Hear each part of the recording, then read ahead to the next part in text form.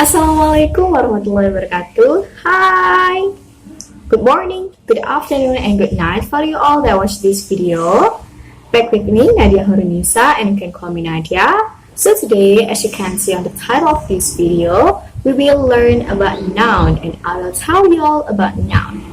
So without any further ado, let's get started.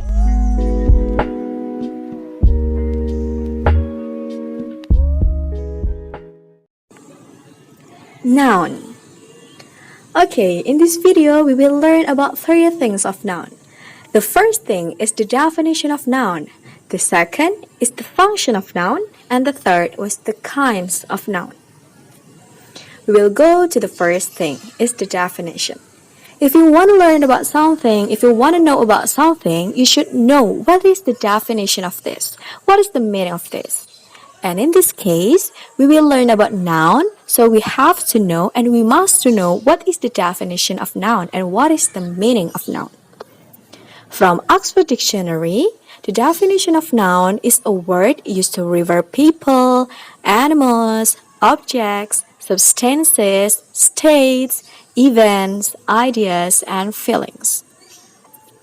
After we know about the definition, we will learn and I will tell you all about the function of a noun. From Oxford Dictionary 2, the definition of a noun is as an object or subject of a verb and can be modified by an adjective. From all the definition and from all the function that I read it before, we can divide the function of noun became a 5 function of noun. The first function is the subject of verb. The second function is object of verb. The third function is subject complement. The fourth function is object complement. And the fifth function or the last function of noun is modified by adjective. Next, I will explain to you all about the function of noun. The first function of noun was the subject of verb. Okay, do you see the sentence in your screen? There is a sentence and I will read it for you. He took the potatoes out of the pot.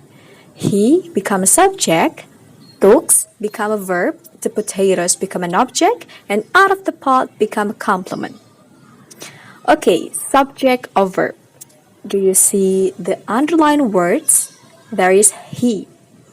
He was a noun. Why I call it he as noun? Like I said before, do you remember it? I said it, I tell you all the definition of noun. It's a words that refer to people, animals, or etc. And in this case, the underlined words, the he, was referred to people. And it's called noun. And the function of noun was the subject of verb. Where is the verb? The verb is took. So, he was like a subject of verb. He was a subject for took. And that is the function, the first function. Okay, the next is object of verb. He took the potatoes off the pot. The potatoes become an object. Why? Why it become an object of verb? Okay, let's see it. If this sentence just he took off the pot, it's like, what is he took off the pot? It's not clear. It's not like a perfect sentence. It's not a perfect sentence. And that's the function of noun. The function of noun is an object of verb. So, he took the potatoes out of the pot and it's clear. It's a perfect sentence. So, we will know what is he took off the pot. He took the potatoes off the pot. That's it. The potatoes become an object of verb.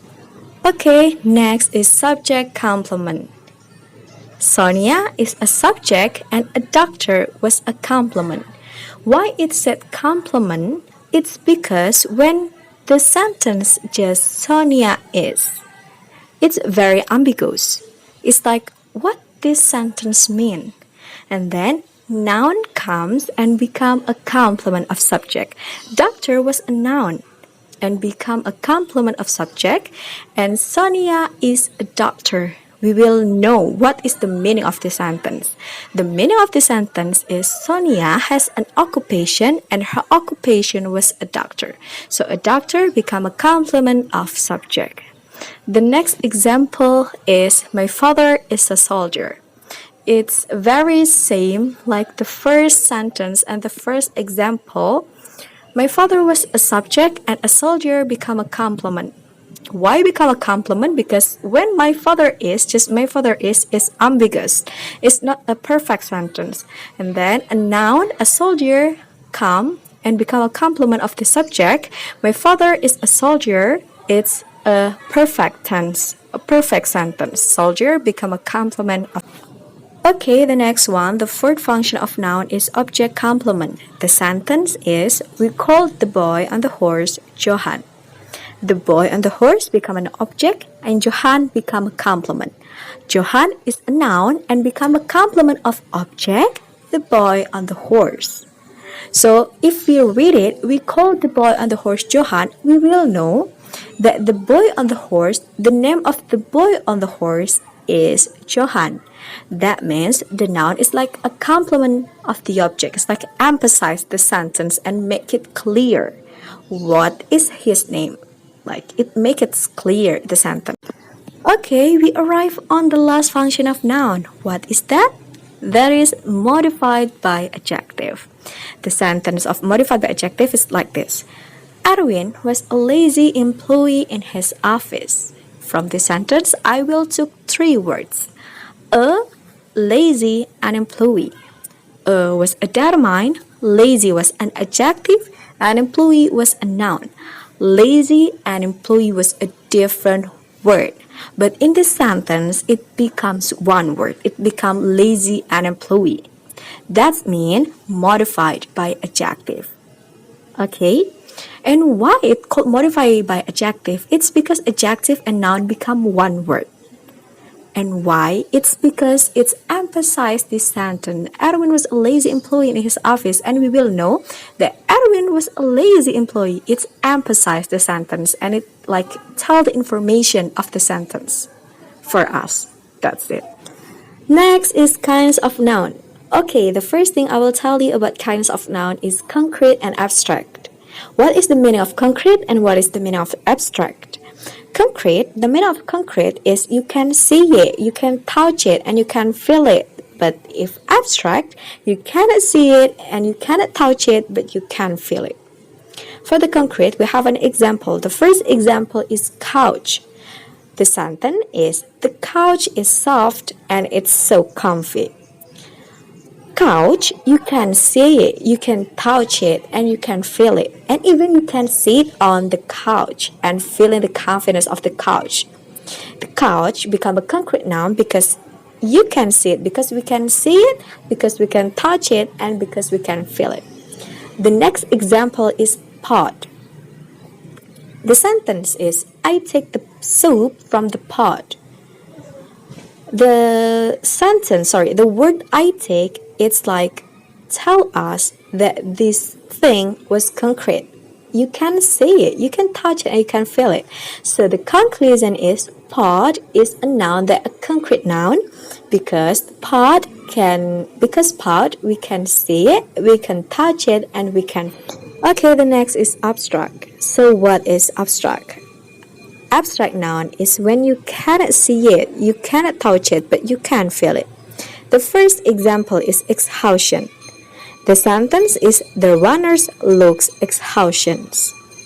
Exhaustions, you cannot see it and you cannot touch it, but you can feel it, the exhaustions there. There is an abstract noun. The second example is law. The sentence, they have to provide a contract by law. Once again, law, you cannot see it, you cannot touch it, but you can feel it, the law. Law is real, and you can feel it, law. There is mean, law is an abstract noun. Okay, the next kinds of noun was common and proper. Common, the meaning of common is like universal meaning, and the proper is specific meaning. For the common noun, the example one is movie. I watched movie last night. Movie is like a common, it's like a universal meaning. You watch a movie, but watch movie we didn't know, because it's like in the sentence just said it movie. That is a common noun. The second example is doctor. My mom is a doctor. And it from this word, from this sentence, we just know that my mom is a doctor, but we don't know what doctor is her. Okay, the next one is proper noun. What is the meaning of proper noun? Proper noun means a specific meaning. The first example is movie, same as common noun, but the sentence was so very different. The sentence is, me and my friends watched Avenger last week. In this one, it's like more specific movie. In the common version, in the common noun, there is just, I watch a movie but don't know what is the movie. And when it's come to proper noun, you will know that me and my friends watched Avenger last week. Watch a movie, and the movie, the title of movie was Avenger. There is a proper noun. It's like a specific meaning. The second example is doctor. Dr. John is a pediatrician.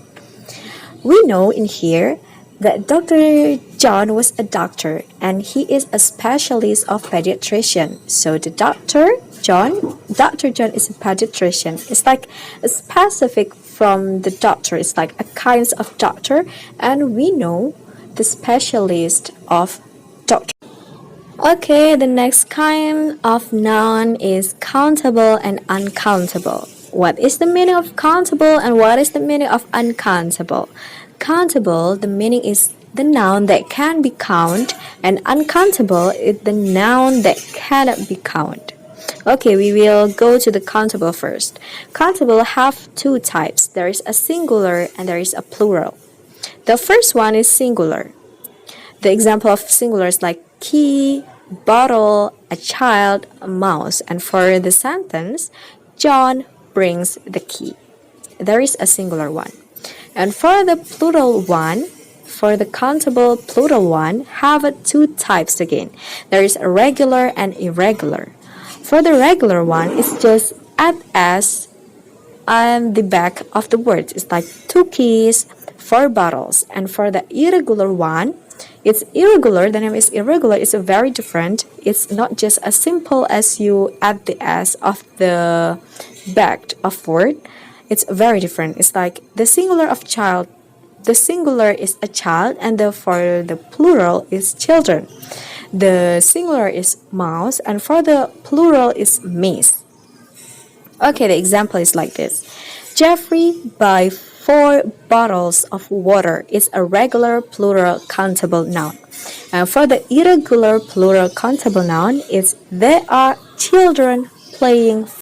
Okay, the next one is uncountable noun. Uncountable noun is a noun that cannot be counted.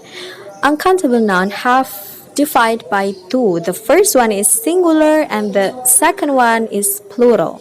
The example of singular uncountable noun is water, sand, and air, and etc. The example for the sentence is there is no more water in the pond. There is a singular uncountable noun sentence. The second example is for the plural uncountable noun. The example is groceries, clothes, goods, and etc. The example sentence of plural uncountable noun was the goods are very useful for us. There is a plural uncountable noun. And for your information, guys, uncountable singular noun cannot be changed to uncountable plural noun and vice versa. And the last one of the kinds of noun is collective noun. What is the meaning of collective? Collective is a word or phrase that refers to a group of people or things as one entirety. For the example, for the people is class, audience, family, and for the abstract is just company, equipment, and furniture. And for your information again, for the singular or plural, you just can see it from the determine for the sentence. Okay, the example is the singular one. There is company working seriously to prepare its presentation. Why it's used its? Just because the determinant of the sentence was used is, that means the singular one. And the next one is plural. There are companies working seriously to prepare their presentation. The determinant of the sentence was used there. It revert to are, and are it revert to plural. That's all. That's all the kinds of noun, and I hope you will understand, and maybe this video will help. That's all for me. Thank you very much for watching. See you on the next video. Bye bye. Wassalamualaikum warahmatullahi wabarakatuh.